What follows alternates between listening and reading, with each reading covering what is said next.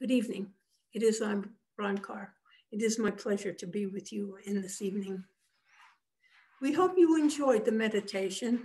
We thought it might be nice to start out with one once again, or you could become relaxed and feel your own special, powerful self that you are. For it is important to remember that you are God's tool in this creation. It is through you that God creates. You are the direct creator of the world you live in, but you are also the one that God works through to bring about and manifest that which he wants to manifest within this world, or that he wishes to manifest in his world. For you are an aspect of himself. I am also an aspect of himself. And when you are in the physical plane, it is through you that he manifests and that he creates. For it is your words and your actions which do the creating for him. As you spread love in the world, love spreads. As you give love, and as you give love to many people, you increase the love that is available in the universe. If you focus on love in your life and manifesting love, you will find love finds you. When you take loving actions, when you say loving things, when you do loving things, you bring about more love in the world.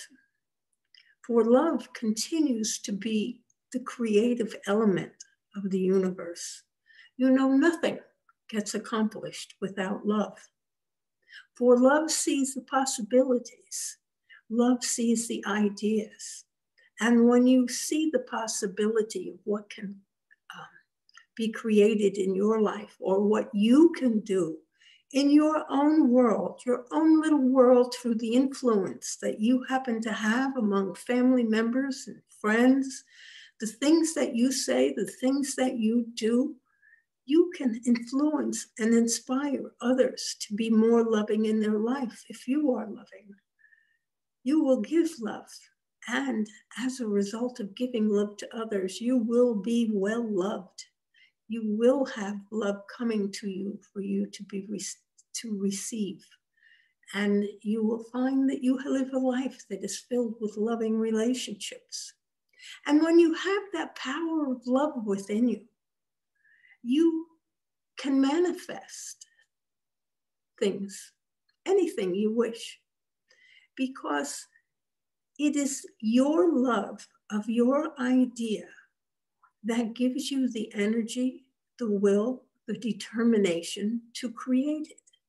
It does not matter if you are actually physically trying to create something, whether you are using the desire to cook a wonderful meal, a tasty meal, and you take your knowledge and your energy and you spend your time and you create a fantastic meal for yourself and for others perhaps to enjoy. This is a creative action that came out of your love of cooking. If you are the type of person who loves to make things, whether you are a seamstress or whether you are a carpenter or whatever your hobby may be, if you like to bring things into manifestation, you see, it is that love, it is that enthusiasm which gives you the will, the determination, the desire to create. And because you love your ideas, you take the time, the energy, and that determination to create that which you wish to manifest in your life. And that is how you are the creator of the universe. You see something that is good. You desire to manifest it or create it. You have an idea that is good, and you want to bring it into manifestation. It may be as simple as making a single friend. and inviting that friend into your life and giving them your love and affection through your friendship. But that then helps love and friendship to grow in the world. For when people are happy, they tend to reach out to other people. They share things. And if you share with others, you are spreading love and happiness in the world, provided you are sharing the good things in your life or the good aspects that you have.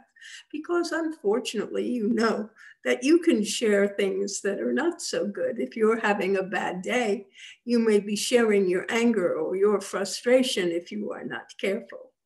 But it is up to you to utilize your love and your abilities to create that which is good in life. That is good for yourself, and it is good for others, and it is good for the creation. Yes, God works through you. You are all powerful in every way. You just need to know that and to utilize the power that lies within you. I have spoken to you about the availability of all knowledge that lies within you, because that part of God that we got in touch with in this evening also contains all the knowledge of the universe, the knowledge that you need to know. By simply desiring to understand something and need to know, to sit in contemplation, to ask for guidance, to take the actions to find information, will bring you the knowledge that you desire and the solutions that you need. The medium gave an affirmation in this evening that I am, you are, the all-knowing infinite intelligence which guides your life in all matters. And you know just what to do. And you can take inspired action with marvelous results. So know what you want to create. Love your own idea. Trust your own intuition and your own intelligence to help you to find the right way to manifest it in your life. And know that you can achieve anything that you wish, want, and desire. And so that is my simple message for this evening. And now I am ready to answer any questions that you would like to ask. Does anyone have any questions either on what I have spoken about or on other things in your life or the universe? Can you hear me? I can just barely hear someone. Okay, I'm on a laptop, so I'm not sure. Can you hear me? Now I can hear you. Alrighty. You were saying that a God is like working through us, experiencing or whatever, or creating through us. Yes. But what about, and I understand you were talking about mostly with love, but how do you explain then the bad things we do or the cruel things we do to each other? Is that God? Well, you do have free will. Oh, that's a catch. Okay. Yes, we all have free will. And if we desire to create things which are not good for others, we have that ability. And in a sense, it is that same love, that it is the same affection, that same desire which creates bad things as well as good things. Because if you want to cause problems for other people, if you want to make difficulty in the world, in a sense, you are embracing and loving that aspect that you wish to create. So it is always involved in any creation. And although that is not what you think of by love, excuse me, I'm sorry, would you please repeat what you were saying? I said that can be scary when you think of some of the things that people do to each other. Absolutely. But Why do they do them? They make a decision that this is a good thing for themselves. Now, sometimes you don't make decisions, you simply react. And when you are reacting, you are not thinking about something. If someone comes close to poking you in the eye, you close your eye. That's a reaction. You didn't think about, oh, I'm going to be poked in this eye, I need to blink. You just closed your eye. And so you can have reactions which are defensive in nature, which are such things as anger and also aggression. If you are afraid that you are going to be attacked, you may decide to attack someone else. And if your fear levels are high enough, that could dominate your life.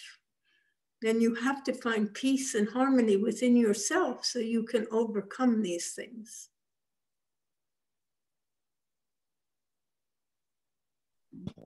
Okay, thank you.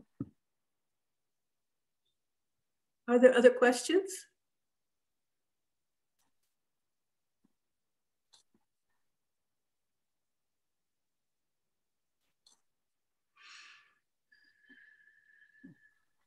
All right, I'm back.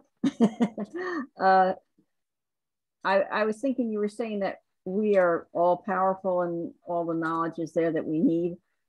And I remember one time I was talking about, well, I guess I mentioned a formula that I saw and I was really curious to know what it meant.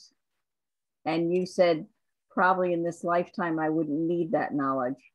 So you basically told me the knowledge that I'm going to get in this lifetime is the knowledge that I need for this lifetime, not just everything I want to know. Well, certainly, if you wanted to know what the formula meant, there were other ways of finding out that information.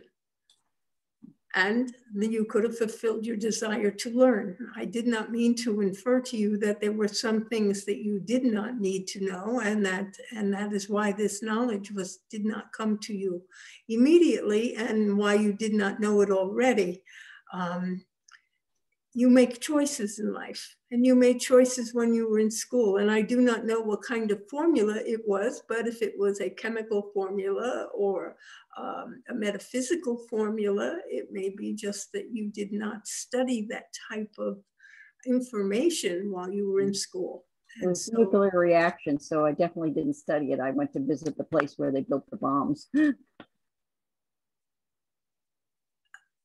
Was this a question about the atom bomb? It was a formula in creating the radioactivity for to put into the bombs. And I was curious as to, what it really meant and how they put it together, but that's probably beyond my knowledge anyway at the moment. It's my understanding that the directions for making an atom bomb are already available on the internet. If you look it up, you can find it.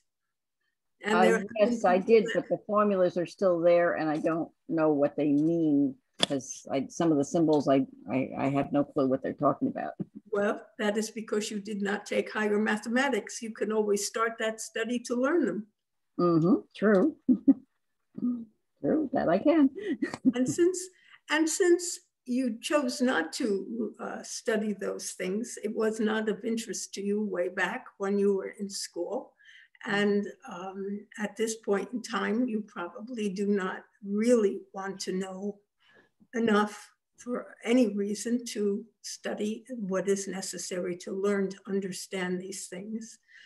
My understanding is that the radioactive material was merely found, because it is present in the earth, and it was refined so that it could be used and the ways to detonate. Yeah, they were processed in different ways and derived different strengths from each different process that they put it through. It was really interesting to see and listen to when I was out there. Yes, and so it did. You learned a great deal in spite of the fact that you did not understand the formula. Yep, sure did. So are there other questions? Is it going to be a very quiet night tonight? Then it is good we started with a meditation. Oh, hi. I have a question. Okay. My name is Irene, and I've been having like pain in a tooth that recently got a crown, and the pain's been spreading. And I went to the dentist today, and he said, he wasn't sure. He thought it was from grinding my teeth. So I just want to know, do you know anything about what the cause of the nerve, the root pain is, which it's like along the left side, the upper left, and then sometimes it goes to the right. I asked him if I could heal it. He said, well, once there's nerve damage, you can't. So, it's just a big question for me. So, although I cannot practice medicine, and I must listen to your description, this is pain that is occurring along the jaw, correctly? The upper jaw? Yes, from the roots of the tooth.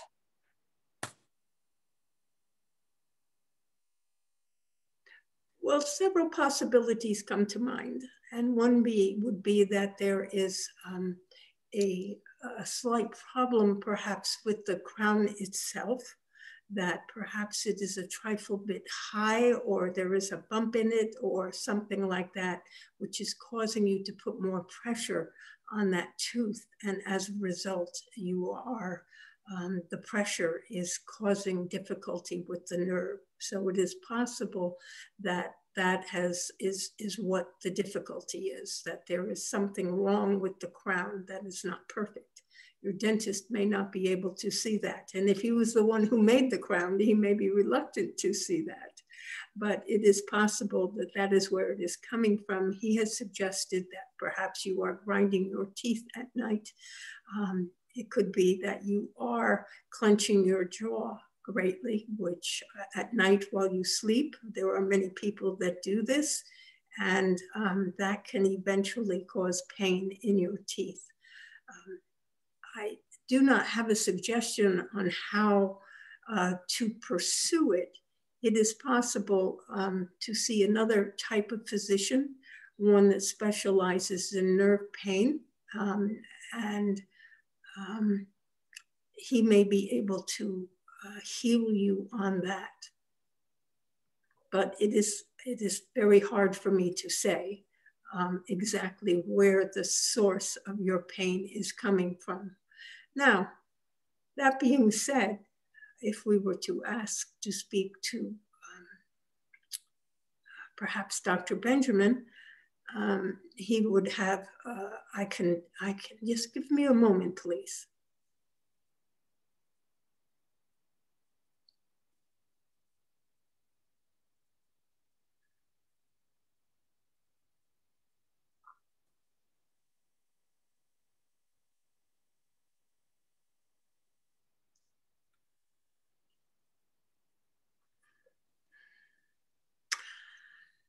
Teeth can be a symbol for problems, individual problems in your life. If there is something that is going on that has been difficult for you to address or eliminate, this could be the source of the tooth pain. So you would need to look into your life at what is there that is causing you pain or that you are unhappy with, that is persistent. And this could be an indication that what has happened is that it is an external problem to yourself, in the sense that it has nothing to do with your teeth any longer. They are merely,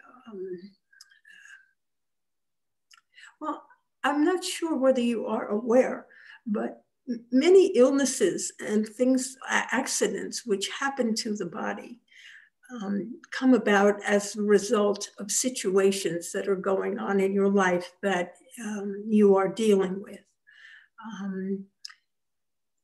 you may be aware that when some people get under stress, they develop stomach aches or headaches or other problems which manifest. And these really have nothing to do specifically with what is bothering them, but if there is an ongoing problem that you have been unable to resolve to your satisfaction in a way that you would like to, this can come forth as illnesses within the body, as well as accidents that cause difficulty to the body. Because at one level, when you are busy healing from something that happens to the physical body, you are vicariously addressing the problem that is elsewhere in your life that you have not solved or you have not addressed. And as a result, you could cause difficulties for yourself. And there are general guidelines for looking at that.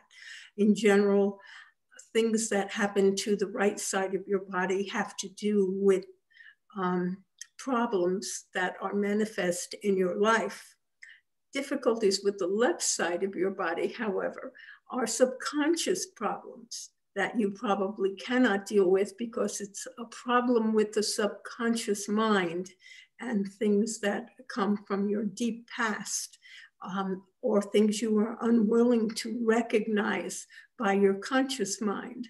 And as a result, things that happen on the left side of your body can be a manifestation of something that is going on in your life that you are unhappy with, or worried about, or you might say anxious. Without recognizing that you are worried or anxious, you could fall and break your left arm. If you are having trouble accomplishing something, it would be a symbol of you not being able to accomplish. And so your arm is not working properly. Your hand, you could cause injuries to your hand, your left or right. If you have trouble holding on to things under either a person or money, and it is going out of your life, that could be, you could injure your right hand, make it impossible to hold on to things. And if it's a subconscious problem, you're worried and you're not consciously worried, it might happen to your left hand. Many things occur like that. And even trivial things. So that sometimes a mere 20 minutes after something has happened, you may find that you bump your elbow, or you stub your toe, or you bang your knee, or you do some little thing. It's just a symbol of what goes on in your subconscious mind, or flashes through your mind very quickly without your even recognizing it, the thought. And your body responds to that thought with this the small bump or scrape or whatever it happens to be. And sometimes you will see this happen, that it is a direct reflection of what recently just happened to you a few minutes before, that you suddenly stumble or something like that. And it's has to do with the thought that you had. It is an interesting phenomena. So if this tooth problem, it could be triggered by something that is going on in your life and it is showing up as tooth pain.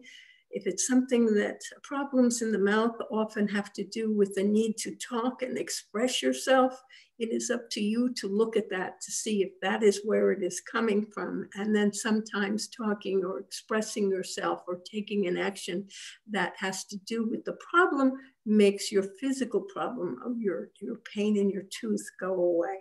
It is also possible that, as I have said, that the crown is somewhat mildly defective and does not fit quite properly. And so it is causing pressure, which then is being expressed through nerve pain. And I cannot tell you what it is, perhaps you can look into your own life and think about something that you may not have been able to solve. Think right, left, conscious or subconscious, and see if you can work it out that way and take care of it from a, so to speak, metaphysical point of view. So that may be helpful to you. Okay, thank you. Yeah, the dentist checked it, and it absolutely nothing is touching, and the pain is like my entire left and right side. And I'll try journaling, because last year I had pain for 6 weeks, and then I realized it was all stress due to COVID. So I'll certainly look into that. But on a deeper level, I've had a lot of traumatic stuff happening with my teeth, and I'm just wondering, like, is this some kind of karma or something I'm working out, or like the pain or the punishment for something, or I don't know. I've had a lot of trauma. Don't look at it as punishment. Look at it as expression, an expression of something else that is going on in your body. And there are familial family histories, so that people tend to manifest things in certain ways within families. It is partially a learned reaction from example of your parents, such as if you happen to have a parent which had a lot of teeth problems or teeth pains, it would tend to indicate somehow it would come into your subconscious mind that this was normal for people to experience this kind of pain. And so therefore you have a tendency to that. There are some people who always get indigestion. They are always having indigestion over this, that, or the other thing. And some of that is just a learned reaction. Some of it is a physical hereditary type reaction that goes along with your body. But you can look into your family. Where it occurs in the face, I was somewhat curious, or if it was what might be called trigeminal pain, which sometimes is caused by entirely different reasons, but you feel it in the teeth.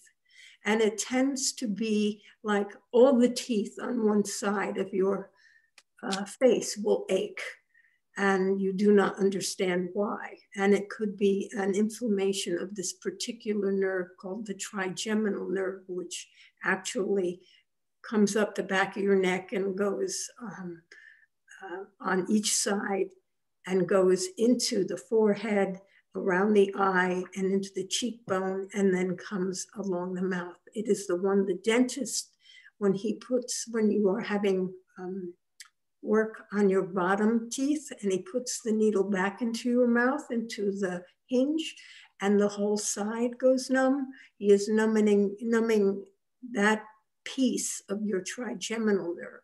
So the problem may be with your trigeminal nerve, which then you would need to seek the help of a physician, a neurologist, and you should look into that. And there are ways of helping that.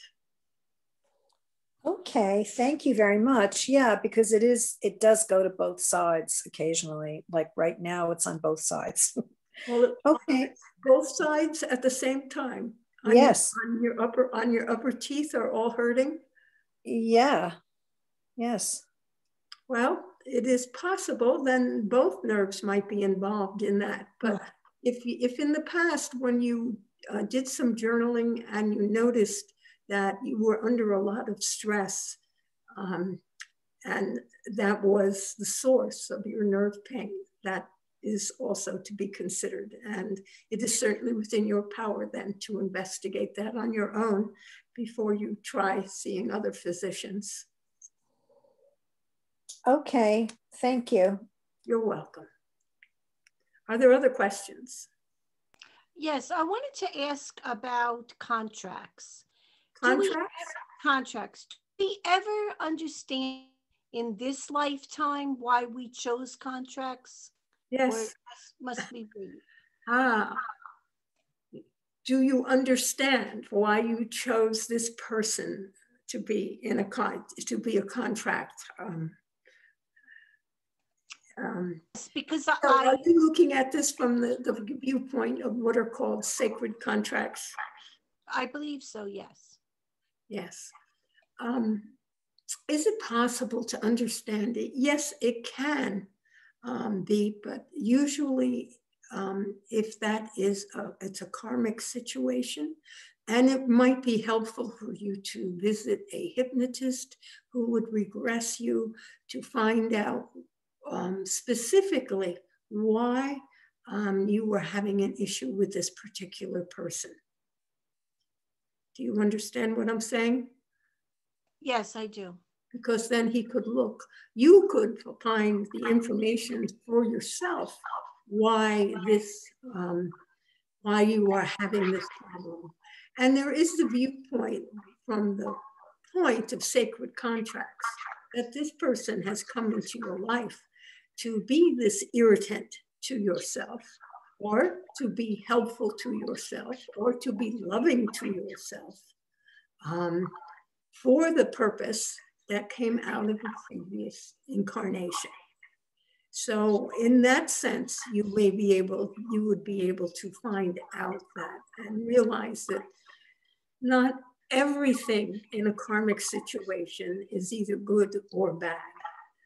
It could simply be a commitment to someone you had a previous issue with, or it could be someone for which you had a good, that was very helpful to you, or you helped a great deal in another lifetime, that they come into your life to be your helper.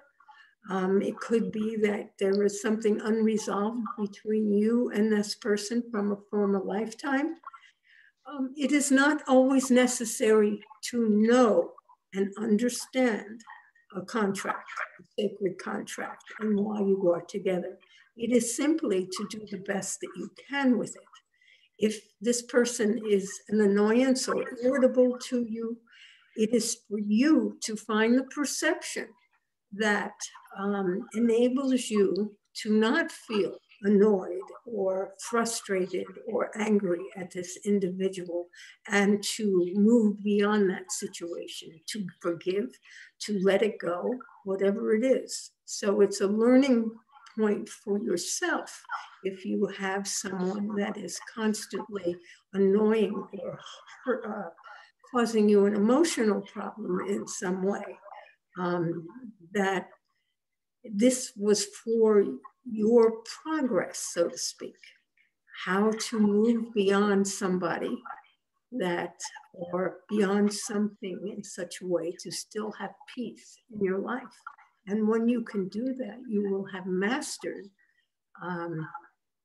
your emotions, so to speak, certainly your thinking. You will have changed your perceptions in such a way that this person no longer annoys you. You will have triumphed. You would have gotten rid of any karma that was there.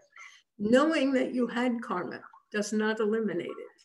So it is not necessary for you to know, but it is your challenge to overcome if it is an annoying one.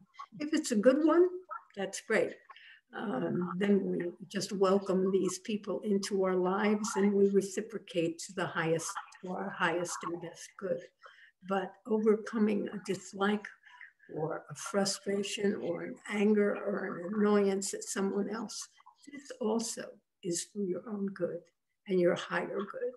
So you may choose to look at it in any way that you wish. If you really wish to find out where it is coming from, then I would suggest that you go to a hypnotist who does regressions and ask to have this specifically addressed during your time with that individual. Okay, thank you. You're welcome. Are there other questions? Yes. Can you address the COVID situation? Do you feel that we are on our way to some recovery, or do you think that we will get another surge?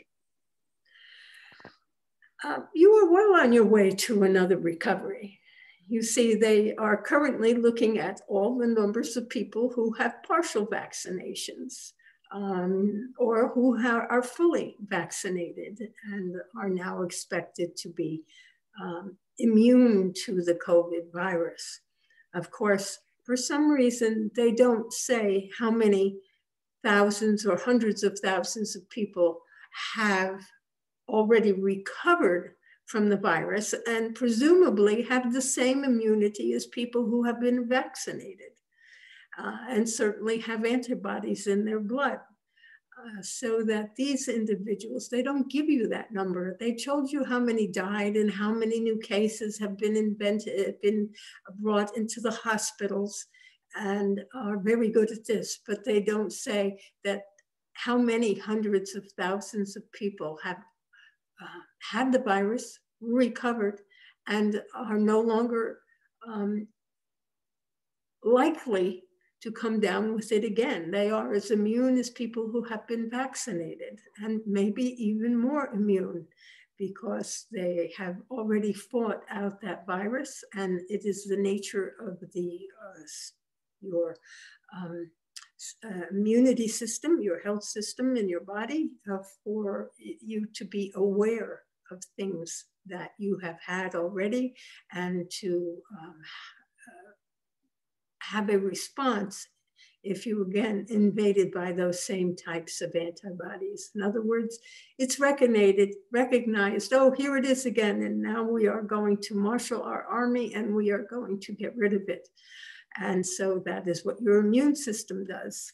So if you were to count all those people who have recovered, plus all the people who are getting vaccinated, you will see that the numbers of people who are now immune to the virus are much higher than they used to be. And you could be a lot more optimistic. But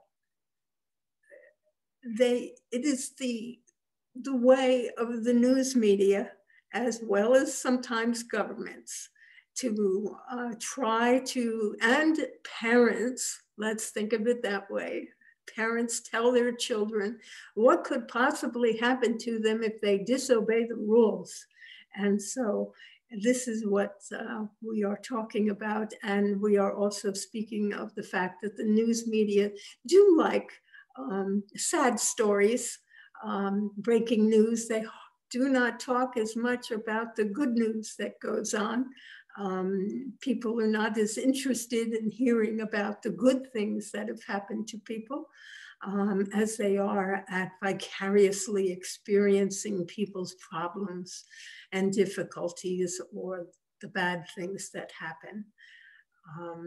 Fortunately, if you look around your own families and your own friends, you will find that very few of you have been attacked. Rarely do you find someone who has a family member who was murdered. Not that it doesn't happen, but it isn't very common.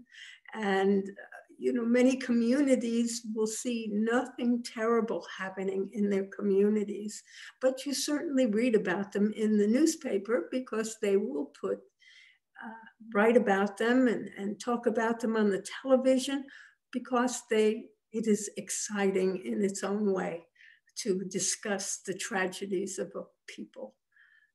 I am not sure why it is in human nature. I could not tell you that, but it is part of what we do. We share the sad stories and the bad stories. Perhaps it is so we educate ourselves to avoid these situations for ourselves. So I think you will not find a great surge, as they are putting it, with the summer months. As you are aware of last summer, the sunlight is quite destructive of the virus. The heat is destructive of the virus. It thrives in the cold and spreads easily in the cold weather. And as a result, you had a lessening of cases during the summer. Now you will have that same lessening of cases this summer. You will continue to vaccinate people, and more people will be made immune, and so that there should be no surge in the fall and winter months when it is most likely to come back. There may be some, but it is probably not going to be to the extent that it was the first time around. Perhaps there will be a new something. In which case, hopefully, you will have learned some things from this virus on what is the best way of treating it and the best way of doing something. And certainly, closing down much of society is not a solution for getting rid of things if you leave other things open. If you can leave open a grocery store, there are other little stores you could also leave open. Are there other questions? Can I follow up to what you just said? So now that we have these vaccines available, do you feel that in time they will become mandatory, especially for children? One moment, please.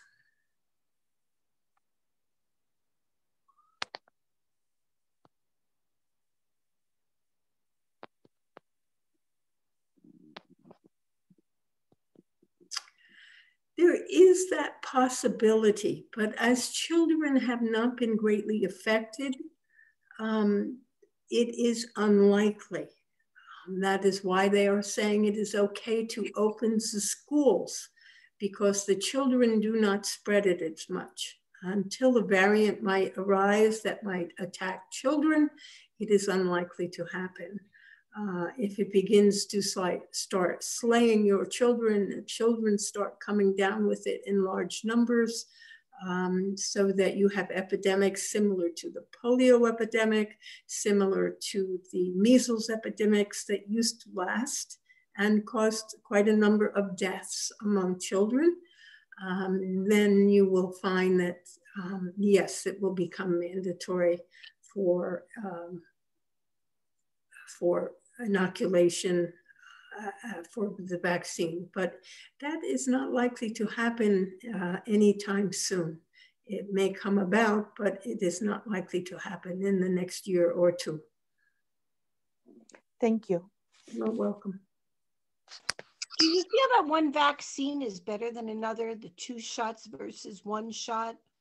Or does it matter just as long as we become vaccinated? I cannot evaluate that. I believe they all confer the desired immunity, so that at least your government agency has determined that the newest one, while it appears not to be as effective as the first 2, brings other immunities with it, and seems to make people healthier. And as it still enjoys a very high percentage of people being protected, they have determined that it is a useful way to inoculate people, especially as it is only 1 dose is needed, and that there is convenience in the storage and the inoculation, which makes it desirable. Because if you can give it to more people, you will, even though the percentage is lower, you will still have a much higher percentage of people in the numbers. I mean, the percentage may not be as high, but the numbers of people who will be inoculated and create or receive immunity due to the inoculation will grow. And I think you can understand that if it is necessary to give everyone 2 shots, it's going to take more weeks before that is completed. 1 shot, you will be able to do twice as many people. And as a result, you will still achieve the same thing. And also with the shot, although it may not confer complete immunity with the latest vaccine, no one who has come down with the virus after they have received that vaccine has had to go to the hospital or has died from that. So it is still a life-saving vaccine, which makes it why it was given its approval. So I cannot comment that one is better than another, but I can just tell you the thinking that goes on. I have access to that. I am not good on statistics. Thank you so much. You're welcome. Are there other questions? Is there anything to the rumor that certain blood types are not likely to get the virus? I believe there is some truth to that which has been observed. Some of them get the virus and it does not make them sick. That is true. So there is some evidence of that. They are not immune, but they don't seem to get sick. Is that because of their blood type though? It is possible that one aspect, one blood type or the other is, there are just differences in physical bodies that go along with both blood types and with the different types of blood, A, B, AB, and O, that these 4 blood types manifest out of different heredities. And so you could look at that. Some people live extremely long lives, naturally without many health issues. Some people's hair turns white very early in their life, while other people's turn white or gray much later in their life. And occasionally you find someone in their 80s and 90s who still has their original hair color, for it has not changed noticeably. This is a matter of heredity and has nothing to do with, what they are somewhat healthier than other people. They can be healthier than other people. It is, as I said, has to do with the physical heredity that goes along with some people's bodies, as well as how well they think. As we have talked about how stress can manifest issues in your life without almost immediately. They can cause nerve pains, they can cause skin problems, they can cause illnesses. There are many things in which will break out and come about in the body, depending upon how people react to stressful situations.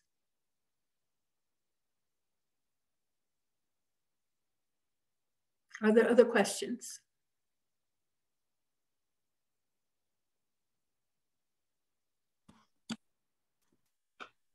I would like your opinion on something. I was thinking that we, the entities that we are, never seem to be satisfied when we're in the physical, and we feel separated from our source and struggle with the physical limitations we have. We seek to be who we really are. But when we leave the physical world, we want to come back. So we can create, I guess, here, even though we are in a state of love and freedom where we're at. So is it our free will that seems to leave us unsatisfied no matter where we are? Oh, who is to say when you are in spirit that you are not satisfied? You are perfectly happy while you are in spirit. And why would you want to come back here?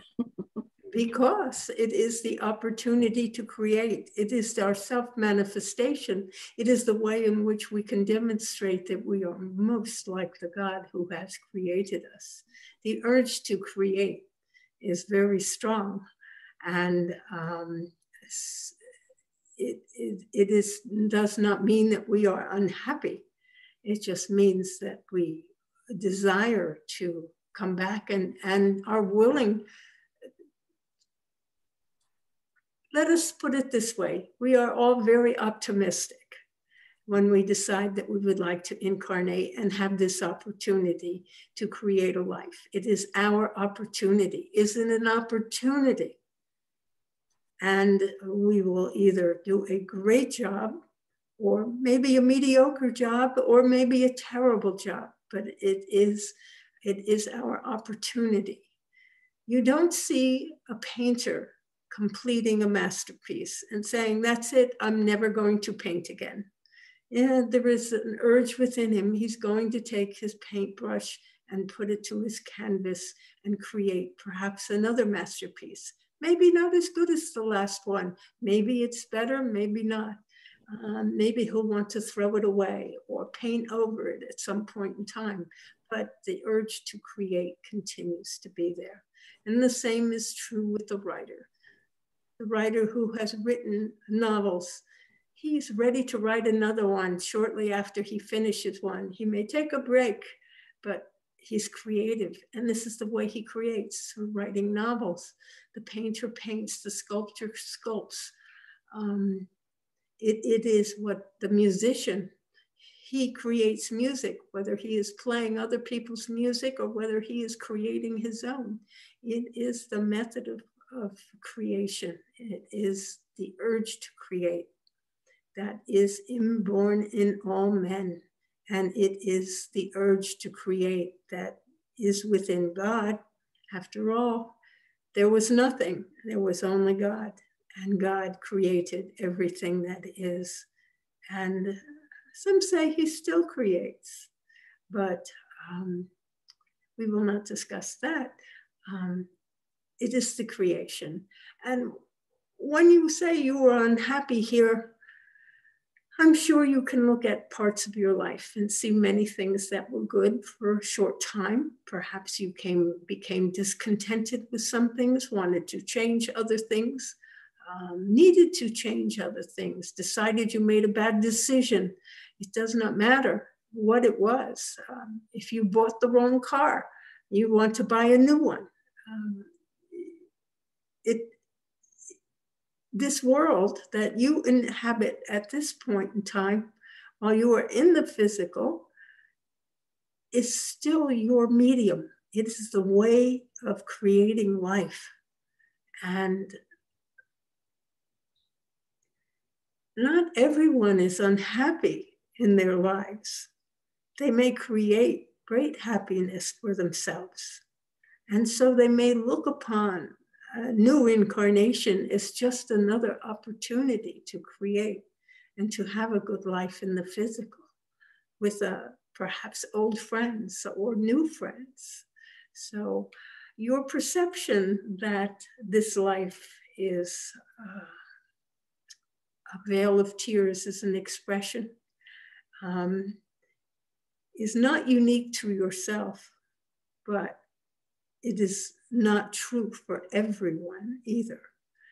So I can only say that it is still the desire to be a creator that manifests, that brings you into a new lifetime. And it is a great adventure. You do not know exactly what you will do. And the longer you are involved in life, the more separated you feel. It is an illusion and is part of your ego. For the ego's job is to preserve you in your uniqueness. And so the ego is slow to let go and to allow you to make changes. It does keep you separate from everyone else, and it keeps you unique. And its job is to preserve your life and your individuality. It is part of what it does. But that is just an illusion that is there. You are truly one with everything that is. So when you are complete and happy in your life, you do not find yourself unhappy. Then you can understand that this life, each life, is just an opportunity to create And in each life, you can do better, be more successful, enjoy the best things in life. And it does not matter about how much money you have. You see that particularly when you are in spirit. It does not matter how many physical possessions you own. It is how you feel and how much you enjoy the life that's there. If you appreciate that which you have, your appreciation grows and you become happier and happier. And you will enjoy the life better. And perhaps then you will have a different viewpoint. Thank you. You're welcome. Well, I think it's probably almost time for me to say goodnight. So unless there are any last minute questions, and no one has spoken up, so I give you all my blessings. Have a wonderful week. See you next week. Good night. Good night. Thank you. Good night. Thank you. I am back. Okay, well, it's my turn to say good night for the night. Remember, I love you all. Good night. Good night.